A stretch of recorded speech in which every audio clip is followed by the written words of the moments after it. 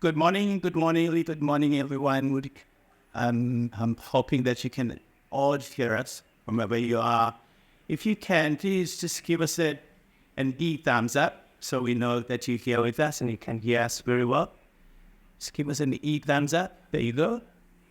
Okay, I can see one. I'm not seeing the names, of course I'm far from the screen, but I can see one.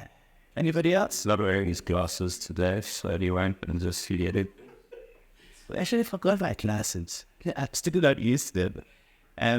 All right. So yeah, I think there is confirmation now. I'll mum glimpse. Yeah, glimpse. Looking good on your jackets today. You're not a little hot. A little new one. All right. Yeah. So I see those thumbs up. So welcome everybody, and thank you for taking the time to join us in this very, very interesting session where we're just talking about the dynamics of partnership, business partnership for that matter. Mark,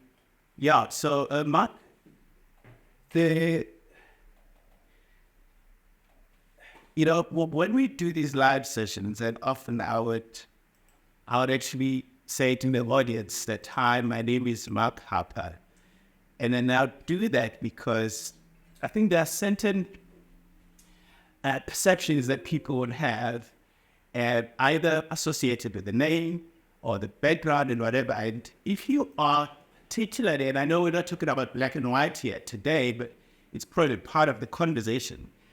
But what comes to mind if you say about, forget that you know Sibonelo now. So let's just go back to the time when you probably met Sibonelo for the first time and you heard the name Sibonelo Mbatha. What comes to your mind? Quite a difficult question, Sibonelo. I think you come up with that this morning. A difficult one, because I think your first thing is you're thinking partnership, right? Mm-hmm. But I think your first thing as there's a white person, there's a black person. So immediately that's, any person cannot tell me that they haven't one of that. Yeah. And anyone is lying to you, they have. Yeah. So I think that's the first thing that one has to be transparent about. Yeah. When kicking off in terms of the partnership. Yeah. Conversation. And then your second departure point is saying, well, what is the partnership? Why a partnership? What are you doing in this partnership? So I think, from Sibonelo Mbatha, if you had to say, when it was Sibonelo Mbatha, it had nothing to do with the color, because it was, there's Sibonelo Mbatha. It wasn't, I was looking out for a person of color. So I think there's a difference in terms of who you meet and when you meet them, and why you're going out to meet them. So I think it's all about circumstances, and when you're going out to meet certain people. So I think we're living in a very interesting period now, and we've gone through a very interesting period over the past few years, from 10 years up until now. Yeah. And you're meeting different people along the way and saying, well, why have I met that person? Or I've met that person because I'm looking for a black partner. Or I met that person because I'm looking for a partner. Or I've met that person because they're involved in a company and I'm wanting to get involved in that company, whether it's black and white, Indian, colored, it doesn't actually matter, Yeah. So can I give you a black person's perspective on, and we're generalizing here. So when I hear Mark Harper, so he's a white guy, and I'm sure many black people would probably agree with me that I think in South Africa, so anything associated with white is assumed to be legitimate. That's one. Number two, it's assumed to be ethical. Very interesting to do a poll on this later in the Q&A. Yes, we got to get prepared to do a poll on this. Actually, it would be very interesting, and I think if we're honest now, so So those are all the nice positive stuff that we associate with whiteness, right? So we associate you guys with being honest until you prove yourself otherwise. We also associate you to be ethical until you prove yourself otherwise. We associate you to be legitimate, you know? And so, and so those are just all, and I'm not saying it's everything positive, by the way. There could be an element of, you could be associated with being racist just by being white. I mean, even if you haven't said anything, you haven't done anything, but like, no, he must be racist. Why? But don't you think also not even a matter of racist, it also could be he must be out there just because he's looking for someone who's black and can organize. That's another thing. So, organize him a tender, you know? You know what I'm saying? So, hey, but you've never been able to organize for me. Yeah, hey. we could easily associate you with fronting. Absolutely. Yeah, so you, okay, so the reason you want to do business with me is because you want to get some tender or you want to get some BE points and the likes, right? So those are I must all. tell them today, you're not fronting for me. So those are all the things that, you know, that become, I know they more extreme in a black and white, and it can also be Indian black, Indian white. Even, by the way, just for your information, because I'm not sure how much you know, that even among black people, among ourselves, just associated as Zulu and Xhosa can also be an issue. Zulu and Sotho. Even worse, for whatever reason, and I still would like to know, you know, where this whole thing is coming from, but there is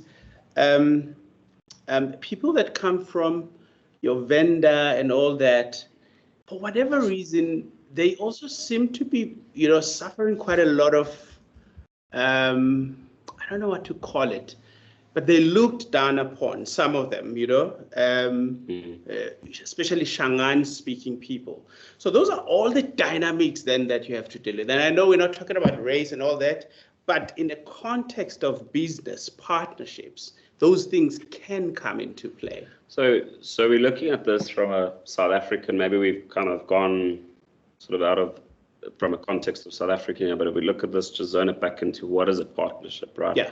Because a partnership is really that business structure of two or more individuals that are getting together, because partnership doesn't only be two people, there's going to be 10 people that are in this structure, and we're now putting together this agreement that, and it obviously doesn't always have to have an agreement, which we'll get to later to say that there should always be one.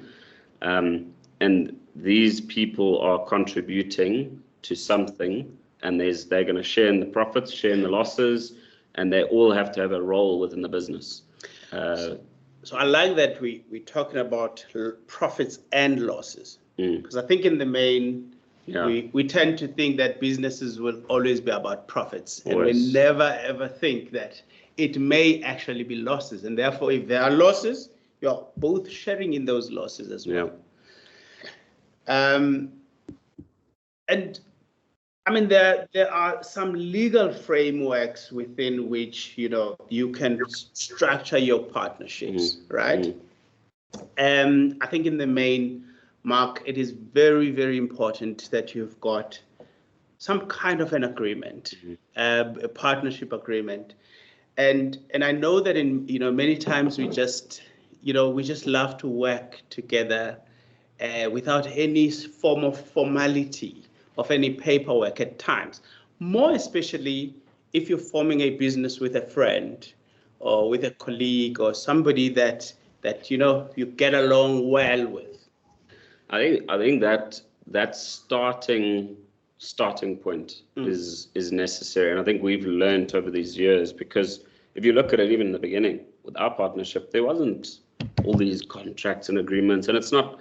You know, we've never gone and taken out contracts from the drawer and said, but Sponello, you did this, and Mark, you said that, and you know, we never had to do that, but it's good to have that. You know, Sponello passes on, Mark passes on, something happens, you've got that. So it's good to have those frameworks. I must just tell you, look at that photo. You look a lot younger there as well. But I don't know whether partnerships do make people older. I think sort of they what make happens, you but- age quicker. Yeah. So, I don't know. Is it's race or whether it's just people? So, I looked much handsome before I met you. I'm just looking here now, but anyway, I wouldn't want to put all the blame on you. But if I look at this, I probably would have taken number 2 as number 1. I would have said before you can even think of partnering with anybody, the alignment of values and goals is very critical. And I'm saying that because, I know sometimes you just love to partner with somebody because you just like each other. But it's very, very important that your values and your goals are aligned. Can you imagine partnering up with somebody who believes that you've got to take certain shortcuts to get to the end game. To the end game, and you don't believe in that. And before you even start, there's like lots of fights and arguments and all that. And I think it's also just many of the things you think that it's just a good business. So you think, hey, you're just going to make money. Yeah. That's not to make money can't be the goal. Because if making money is your goal, there's a problem. So that it can be one of your. It's obviously one of the.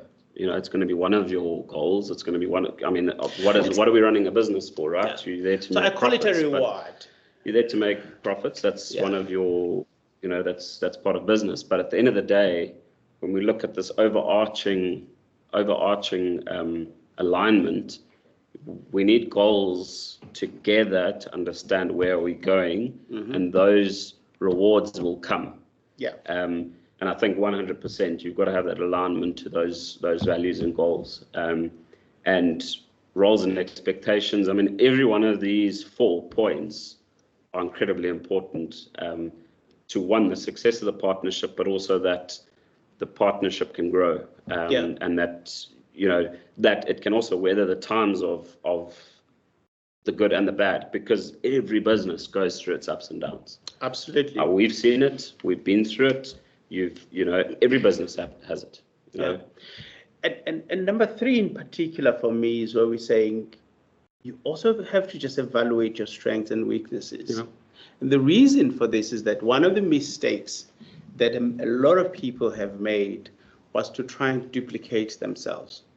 Right. So if you are a marketer, you're just good at marketing, but you are absolutely pathetic when it comes to administration, and you go and look for a partner who is just as good in marketing as you and exactly pathetic in administration, you're going to have a business with great marketers, but this business has just got one leg. And then you will suffer on the other leg of the business because both of you are exactly the same. And that is where then I say it's very, very critical that when you are choosing that business partner, try and not duplicate yourself, because it's not good for the business. Sure. I'd hate to have 2 of you. Sure. Yeah, it would be terrible. Yeah. Petro-Connect would not survive. I think it's expectations, it's roles, responsibilities. I think roles and responsibilities evolve over time, and I think that is one thing that partnerships have to sit down and partners have to sit down and talk about. Roles and responsibilities also differ per type of business. So let's talk about Petro-Connect versus a service station, right? So if you've got a service station, is a very different type of partnership than you've got as a Petro-Connect. Petro-Connect's got multiple departments, units, different types of things. Service station, as many maybe individuals on the line have got today. You've got a forecourt, you've got a shop, you've got a car wash, you've got these different things. How do you take those roles and say, well, can I have a partner there? Can we actually have a partner? Or is it going to be a silent partner and a partner that's going to be able to operate? Or can someone be the forecourt, head of the forecourt, and someone is head of the shop, or someone is head of the finance, head of operations? And I think those sort of roles are critical, but it differs obviously per business as to how those roles and expectations are going to be outlined. But yeah, the intricacies are are very difficult to obviously work out. And of course, I think, one of the big questions, for somebody maybe listening to us could be, am I better off, running a business all by myself, or is it always better to be in a partnership? That question, of course, it's not a question that we can just answer because it really depends on an individual, but it also depends on the business requirements. There are obviously always pros and cons in terms of whether going solo or going partnership. You can't have it all in your favor. It's always a give and take. If, for example, you decide to go solo, one of the good things about being, all by yourself in a business is that you've got full control, and the decision, making of the business solely lies with you. You don't have to consult anybody, so you've got the free reign, So those are sometimes can be good. Decision-making process is very quick. If you're all by yourself, you don't have to, consult and all that kind of stuff. So it's all good. You also enjoy 100% of the profits if you are all by yourself, assuming you're making profits. Yeah. and that's always the difficult part. I mean, when there's losses, you actually want to share in the losses as well, So it's that difficult one. But I mean, and that takes you to the cons, right? I mean, if you've got a business that you've got limited expertise on certain things, and you've got someone who's got strengths on something, if it's something that that you've got expertise on everything. I'm saying everything. You can have obviously staff that have got expertise on certain things. You're obviously never going to have expertise on everything and strengths on everything. But you obviously are going to have limited resources. Be that capital, be that knowledge, be that skills. And you will be solely responsible for those business challenges that you come across. You may have a mentor, you may have someone to talk to, you might have a psychologist, but at the end of the day, you're going to be, you're responsible for those challenges that you're going to come across. You don't really have someone that you can bounce ideas off, or that you've got a shared responsibility or a shared stake in that business in. And obviously business growth can take a bit longer because there isn't that shared responsibility of saying, Sponelo, that's your role to handle that department. We're going to grow that one, and that's going to be Mark. You're going to grow that one, and we're going to grow these, parallel. Or that business we can acquire, and we can grow them, together. There's just ways and means as well as capital. So if Sponelo's got R1 million, Mark's got R1 million, we can pull that together and build a bigger business quicker and be able to acquire other businesses quicker. And that's sort of to the growth aspect, as well as our contacts. So again, that could be a different type of business that we get into partnership with, because we now both have different relationships that we might have outside, and people that we know. I might only know 10 people. Sponelo knows 10 people. We put our 20 people together. We now know a lot more people that we can grow that business a lot quicker with. It takes me 5 years. It now takes me only 2 years. So it's one has to weigh up all the pros and cons, Yeah. And I was going to touch on that. And I mean, I look at like a typical PetroConnect, you've got a certain network that I would never have been able to, to have access to. And I've got a certain network that you wouldn't have had, access to, had it not been for the partnership. And then we've got a wider network together. And of course, so if we look at the pros and cons also of partnering up, and I think we've touched, on some of these, the diverse skill sets and expertise. We also touched on, the financial responsibility. And I think here we're just looking at, and you made an example here that, if I've got R1 million and you have R1 million, the two of us can qualify to buy a 10 million rand site in the context of a service station. But alone, I can only buy a 5 million rand site. And if I may just stick on this a little bit more, because I know I talk about this quite a lot during the readiness program. Many people that are sitting, in our pipeline have some money. They do. Some have, 1.5 million, and others have like R1 million. But alone, you're very limited, in terms of how much, access can you have out there in the market. And it's legitimately based on fear. People fear partnering up. People fear that if I partner up, they have stories. People know somebody who had a partner who took them for a ride. They know those stories. And people know people that, took each other to court and all these ugly and nasty things.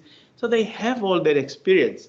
And often I say to, when I do the readiness program, I say, you know what? And I know, it's on a lighter note when I say to people, most people can stay on abusive relationships for a very long time and never really get rewarded for it. But if you can just stick with somebody for 5 years, just 5 years, and just make sure you don't kill each other, that's the important thing. Stick with each other for 5 years. Assume we put R1 million, they put R1 million, you've got a 10 million rand site, and in 5 years the site is paid up, and you are so fed up with this individual that you want out. I can tell you now, all things being equal, the site hasn't grown, it has stayed the same. You would actually walk away with 5 million rand in year 6, and you only put R1 million. Can you just look at that return on investment alone? And I know I make it sound a lot more easier, but it is practical, it's realistic, because if you just put in R1 million and the site can just stay afloat, even if it doesn't grow, even if, by the way, it lost some value, and the site is in year 6 is worth 8 million, you put R1 million, in year number 5, the site is paid up, and you want out in year 6, site is valued at 8 million, you still walk away with 4 million rand plus stock. And I can tell you, for me, it's a no-brainer. You know what I'm saying? The rule is simple: just don't kill each other. Just have a buy and sell agreement. No, please don't talk about that. Don't give me any ideas now. No, we'll get to buy and sell agreements later. We just hope that no one on the line gets any ideas. Yeah. Yeah. But I mean, we're going to speak to these pros and cons of partnering up. And these diverse skills and sets, diverse skill sets and expertise are, the pros are there and the cons are there. We've spoken about many of them, sharing that financial responsibility. We're speaking specifically to service stations maybe here, but you can apply this generally across any business, right? You can apply it across a startup. You can apply it across any other business. You're going to buy a hardware store, a Pick n Pay, a Spar. You've got faster business growth. You've got all these other aspects. Triple BEE is another aspect. People ask me, and I have white guys that often come to me, and we've got a couple of white guys in the readiness program at the moment as well. And they say to me, how do I get into the industry? Or what do I do? Hey, I'm white. I can see you white. It's easy to see the difference between black and white, but it's also a matter of now saying, well, there is that opportunity now where you can be able to now put down 20% unencumbered because you've partnered up with someone of color. And I'm talking African, I'm talking colored. There's a matter of now partnering up and saying, well, we now put down 20% unencumbered. We've each put in 10%, and we're able to acquire the site together and take 80% funding. So, there's that pro of being able to put in the funding and being able to work together and be able to then acquire another business or site or whatever the case may be. And then we split ourselves between the two sites. Yes, you might say, well, we want to have my own site. yes, there is that. We do live under a sort of country now that does have an act, and we do have oil companies that do have certain laws and expectations that we have, triple BEE. But we also need to look at how do we work within those limitations to further both sets of partnerships, or both sets within the partnership. Cons, decision making can be time consuming, but again, that's going to come back to expectations in that beginning, which we spoke about. Who's going to make what decisions, who's in charge of what in the business, and what is going to take is it going to be difficult to decide whether we're going to, use a certain cleaning company or not? Is it going to be difficult to decide how we're going to hire someone? Is it going to be difficult to decide, all those types of little things and the big things? But I think it's also going to boil down to, in the beginning, our shared values, because what are we going to value from a staff member? What are we going to value from the business? Is it going to be quick to make those decisions? And yes, there is potential for conflicts and disagreements. It's going to be how do we correct those conflicts and disagreements?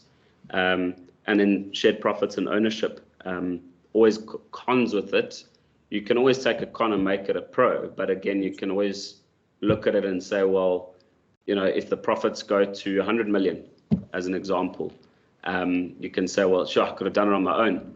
But at the end of the day, I mean, you'd rather have less of a pie. What do you need that whole pie? It's not all about doing everything on your own. So yeah, there's always ways and means of looking at it as cons, but also changing that con into a pro at the same time. There is often, and again, when we touch on this subject of partnerships, often the two people that come into the business, you probably find that one is operational in a service station context, because it's not like a very big business, depending on the size of the service station. But sometimes a service station is not big enough to be able to take on two directors who can both, draw drawings from the business. But what then we often find is that people can't differentiate between a dividend and a salary.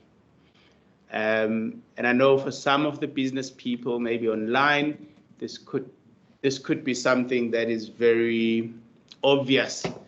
But I think for most entrepreneurs, this is not that much obvious.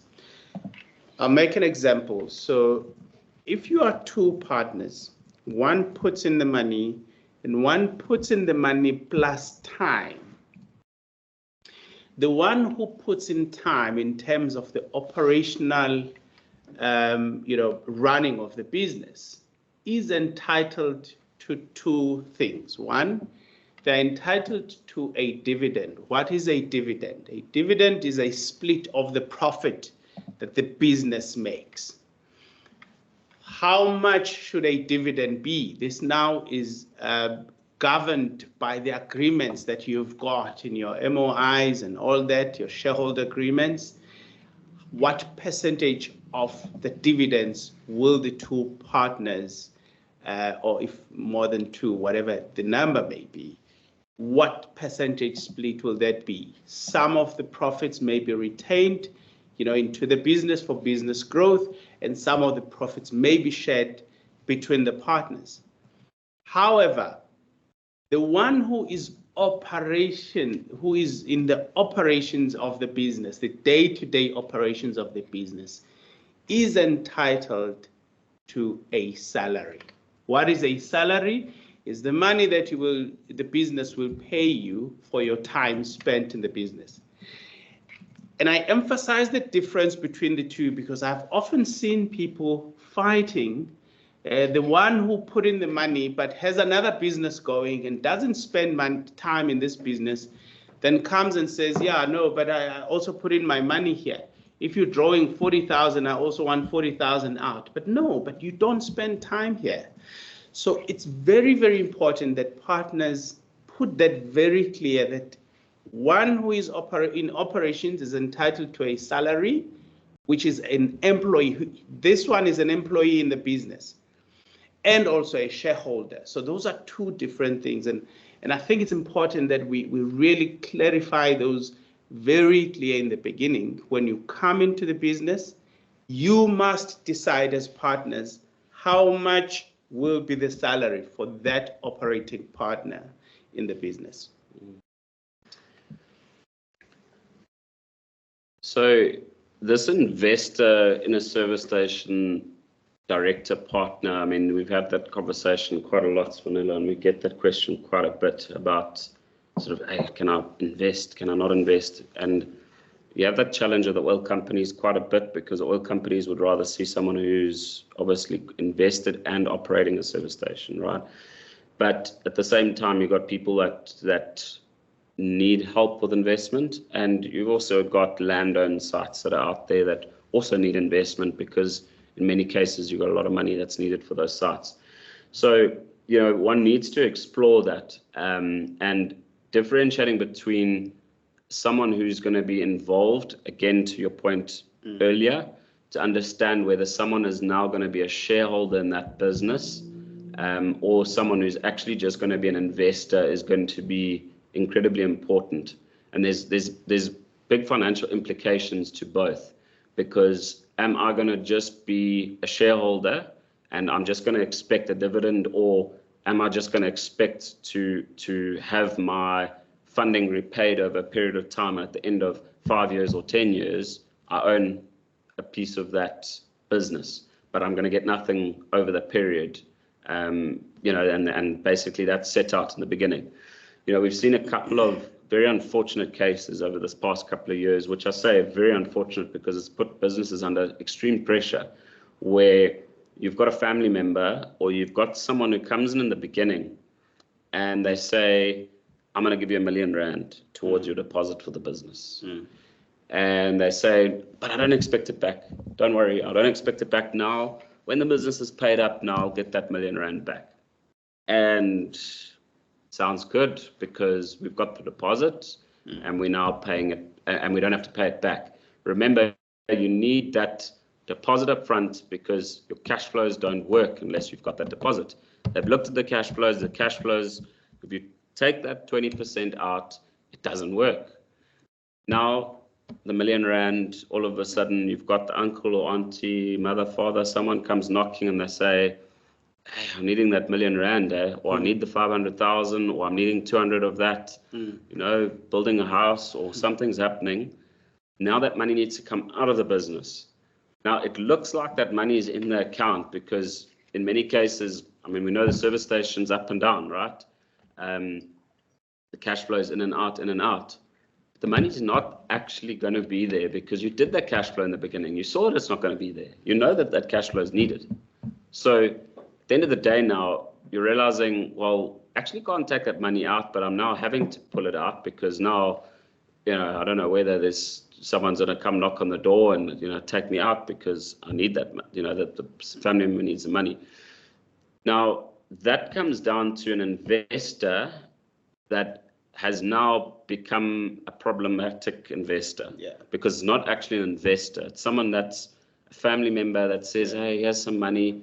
It's not a proper investor. An investor is someone that's now got involved in the beginning.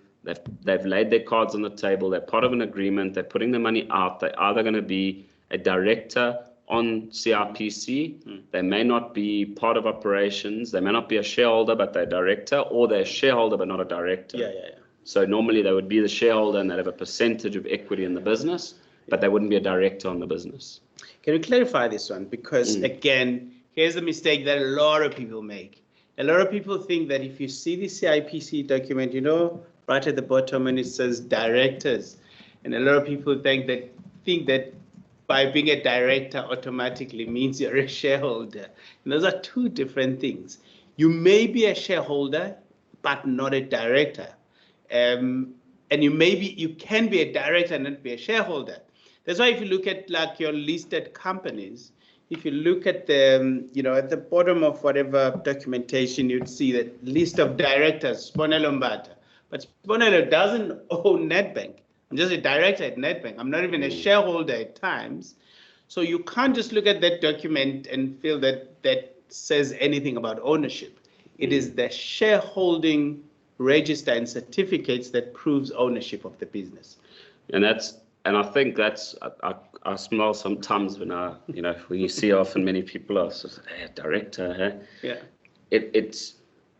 It doesn't always mean a lot when you're the director of a very, this business that's really not doing a lot, It's the shareholding that's going to change what's going on, because the shareholders of the business hold the authority to call the directorship. So you and I sit together as the shareholders now, and we say, right, we're appointing 3 directors at Petroconnect.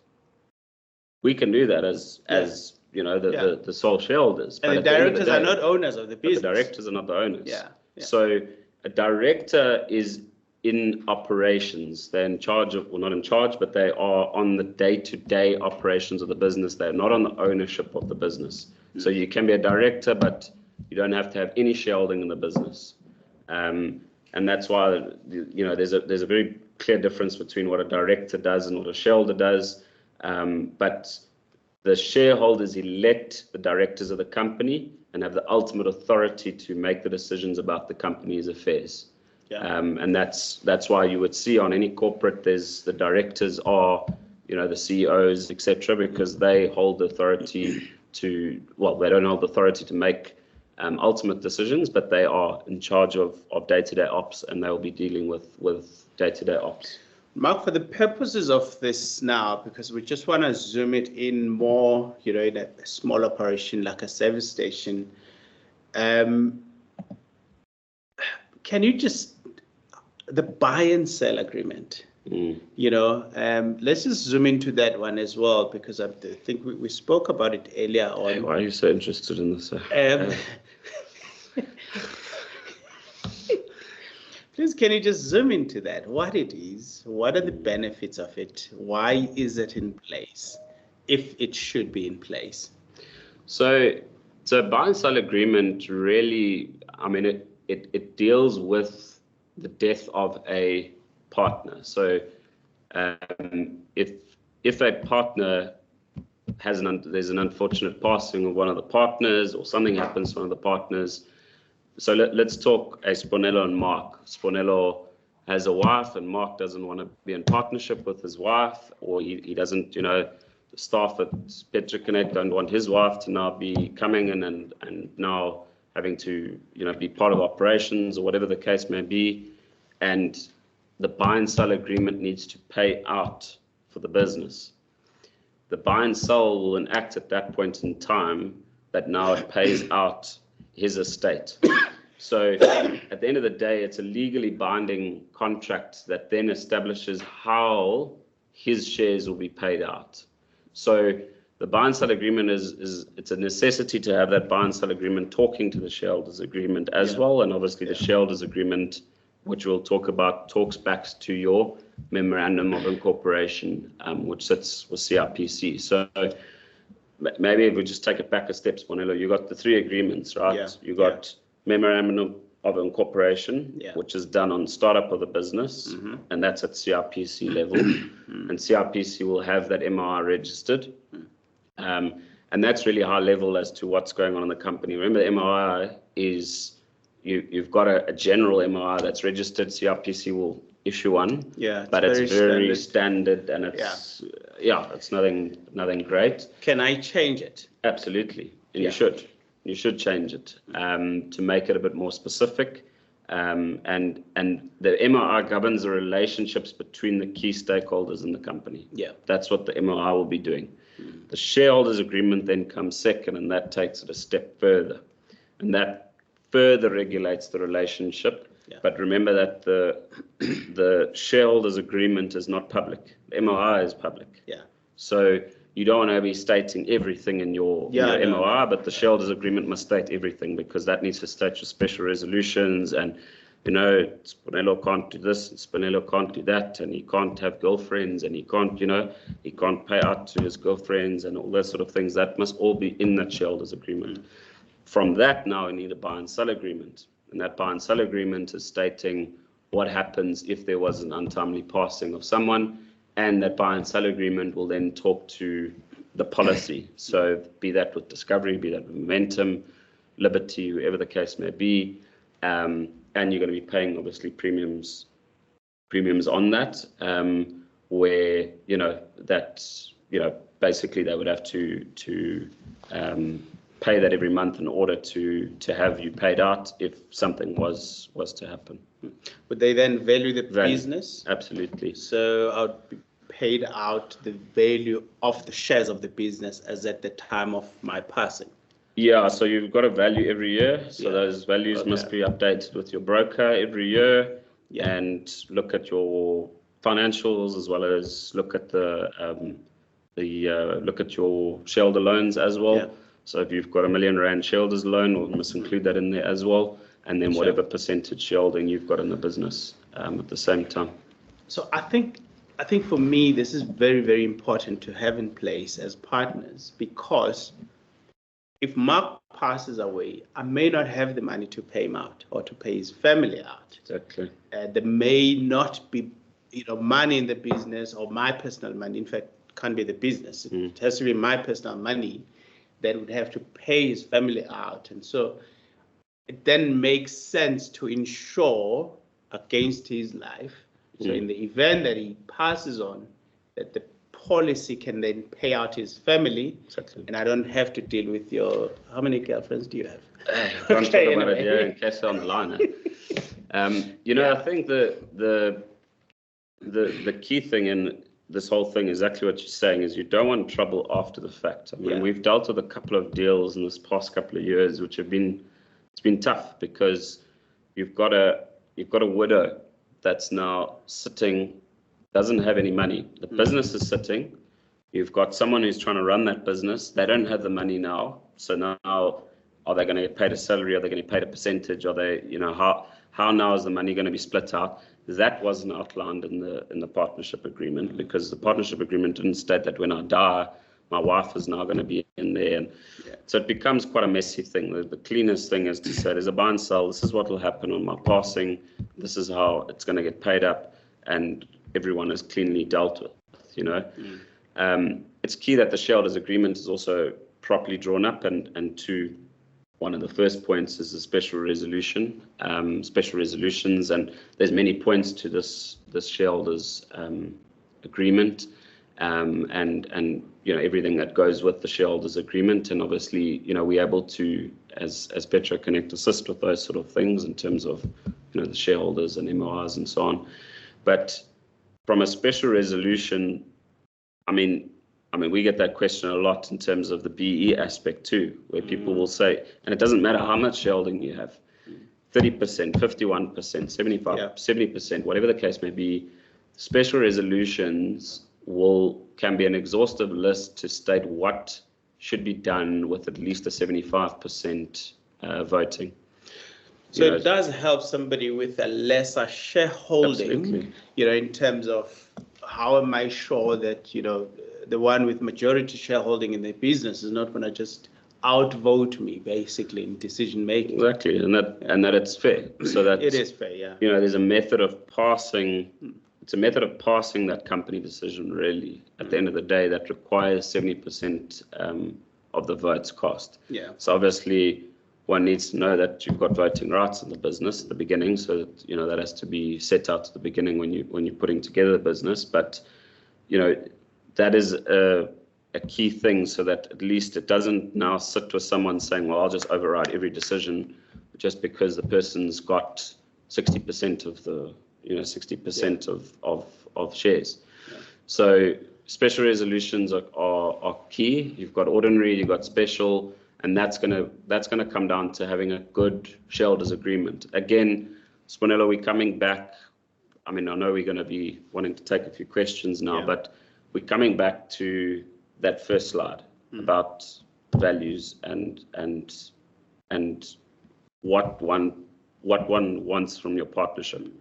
If you're going to go back to your shareholders agreement, if we have to bring out our shareholders agreement every time we talk and every time we have a disagreement, we'll never ever get anything done. Because we're going to come out and say, hey, Sponelo, here's a special resolution. Why did you do that? Yeah. Hey, why did you decide on that cleaning company? Why did you feed the fish that way? You know, Yeah. because now we're having to bring out special resolutions, but at the end of the day, it's there as a good. It's a framework, backup you know. thing, like, when everything else has been exhausted, then let's just pull that out. But I think, if you find yourself having to go and check the document all the time, you must know that perhaps you're in quite a rocky, situation. I mean, it's like having, a wife who keeps checking if there's an expiry date in this marriage certificate all the time. So, Isn't there? I looked. No, it's not. I'm kidding. Yo, Zinhle is not online, right? I hope not. Okay. Anyway, I don't know. I think we've touched on some basics, and obviously, guys, I mean, this is not meant to like give you step by step and everything. I think for us was to just highlight some of the important things that we feel are important if you are to get into a partnership. That's number one. But number two, we also wanted to just highlight that alone you can go this far, but with somebody you probably could go further. And we also just wanted to highlight the fact that there is possibly no perfect partnership out there. I can honestly say it on record, Mark and Sponelo's partnership is not perfect, not by any means. But we have, there's certain basics that we share. That first slide was very, very important. So if you can get your foundations based on the first slide, I think you can then get it going.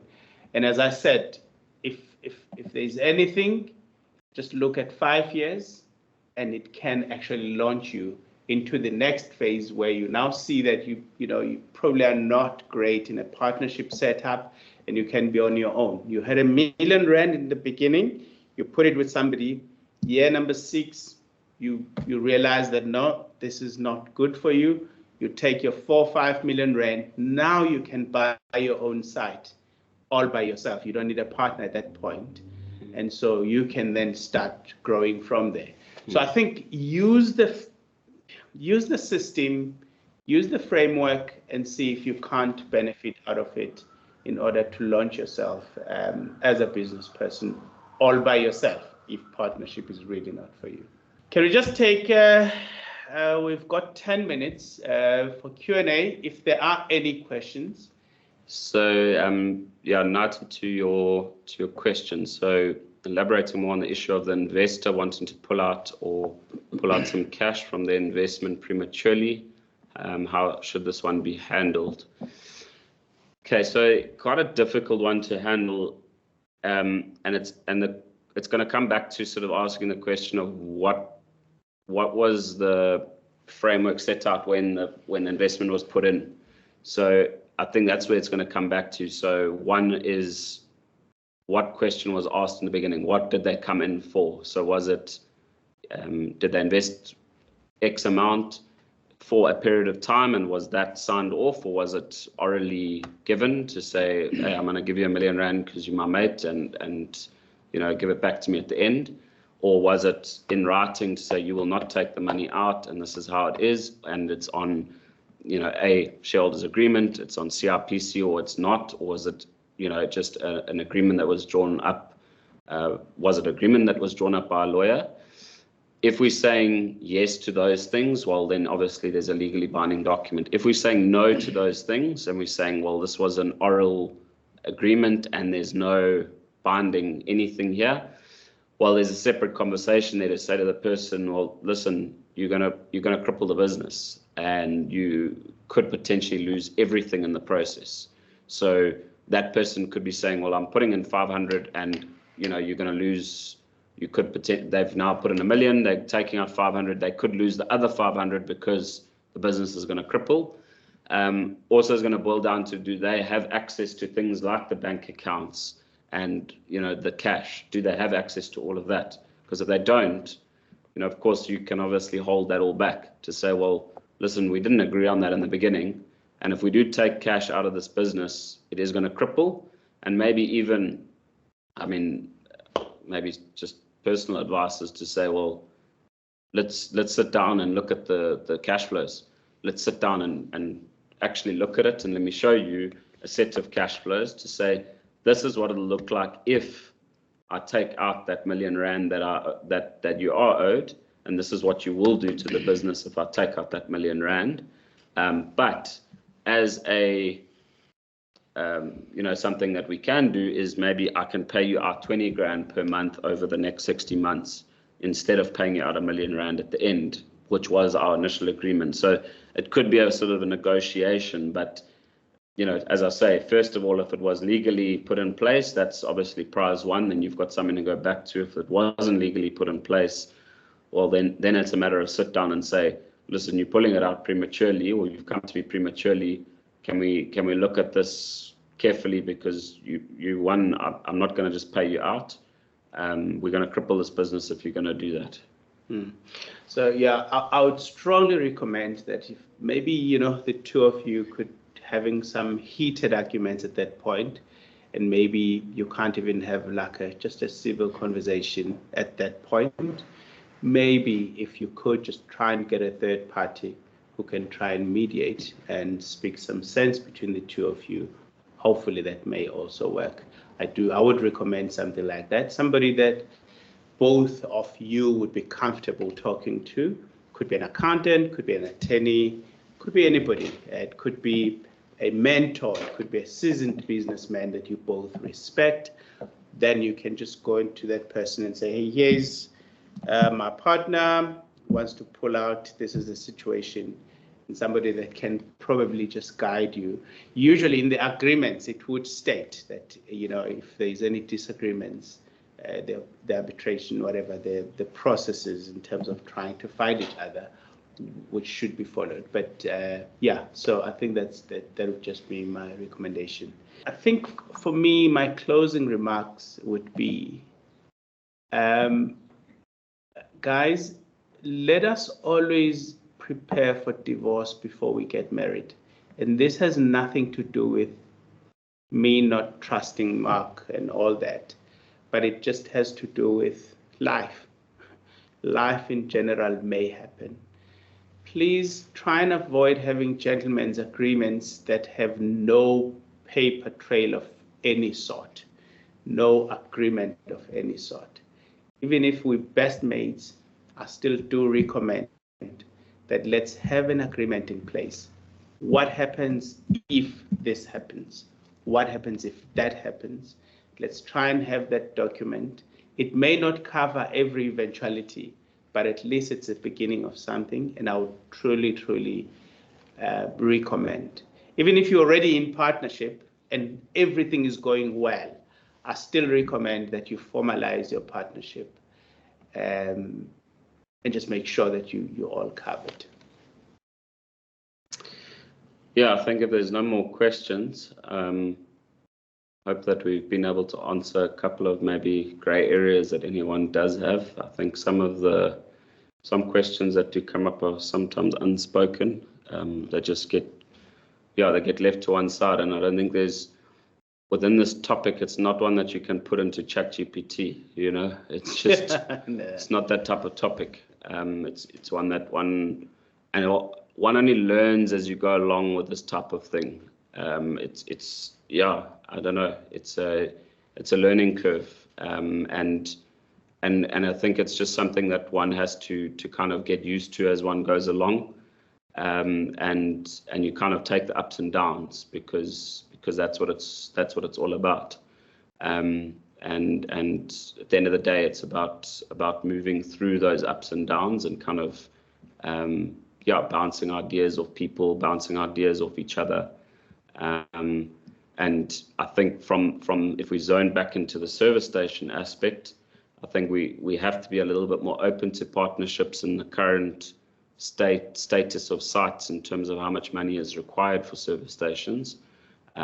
Because if you need 10 million rand to buy a site, at the moment that 10 million rand means you need 2 million rand plus working capital. So now we need 4.5 to 5 million rand to fund that site properly, so that you don't fail the site and you don't sit, not having an income in the site, and you don't have, you don't sit found wanting, So you might have 2 million rand in your account, or you might have 3 million rand in your account.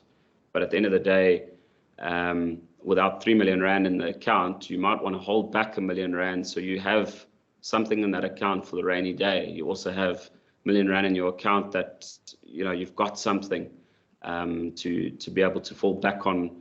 That you don't need a salary from the site for the first year or two.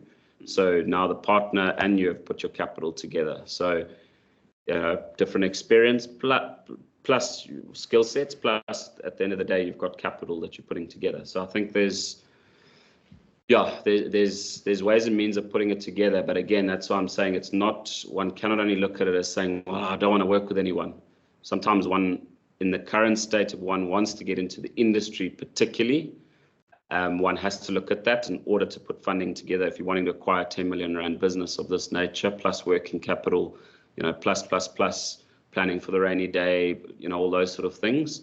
If one is just wanting to, one just wants to acquire a much smaller business and, acquire a 500 to 1 million rand business down the road, well, there may be an opportunity there to do it on your own.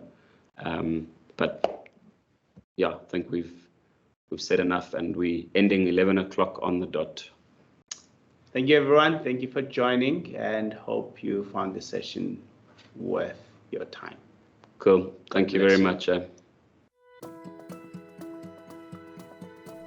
My name is Sibusiso Sokoba, owner dealer at Total Energies Bamshela. I'm born and raised at a place called Inanda, about 25 km of north of Durban. And the opportunity for Total Energies Bamshela came. Started my life as a new owner and the dealer of Total Energies Bamshela. Investing in a skills program like we have through PetroConnect is absolutely critical for business. Sometimes you get staff that didn't have the opportunity to train or to go to school or to go to tertiary, and these types of programs kind of like provide that kind of opportunity for staff. You're giving yourself that opportunity. You're building depth, building a skills base that you can always tap into as and when the business requires it. PetroConnect came in and they did a work skills plan for us and did a training analysis in terms of what type of training could be beneficial for my business. I could mention some customer service, one of them, health and safety being one of them, security and all of those things. There's a lot of compliance that goes with running a petrol station, and so it really helps a lot in terms of making sure that you are training and retraining your staff on a regular basis, and ensuring that they are kept aware of their developments out there and expectations in terms of customer service and all of those things. As companies, we are required to pay skills development levy as per government compliance and requirement through the Department of Labor, and most of us are not really utilizing them or maximizing on those levies, because we just pay them every month. They go for our account, and yet we don't make use of them as much as possible. One of the benefits of having a partner like PetroConnect, you get mentored and you get advice in terms of utilizing the skills levies that we pay on employment. That benefits in terms of retraining staff and upskilling staff, and providing opportunities to unemployed youth. As businesses, we suffered during the coronavirus, but one of the biggest advantages that we gained from that experience is the fact that we learned that we could actually work in a hybrid format. When you upskilling your staff and you're involving them in these types of programs, it also impacts on your roster, because guys have to be away from work and all of those things. But one of the biggest advantages is the fact that now the guys no longer have to leave the employment space or the workspace. You can do things virtually. As a small business, I would really urge other small business owners, and more especially in the fuel retail sector, to utilize these opportunities, to use these platforms, get engaged with companies and organizations like PetroConnect, and really explore the opportunities that are there in terms of skills development offered by government and all those programs and incentives. At the end, as a business, I think you do benefit. As business people and entrepreneurs, you need to sign up with PetroConnect. You won't regret it.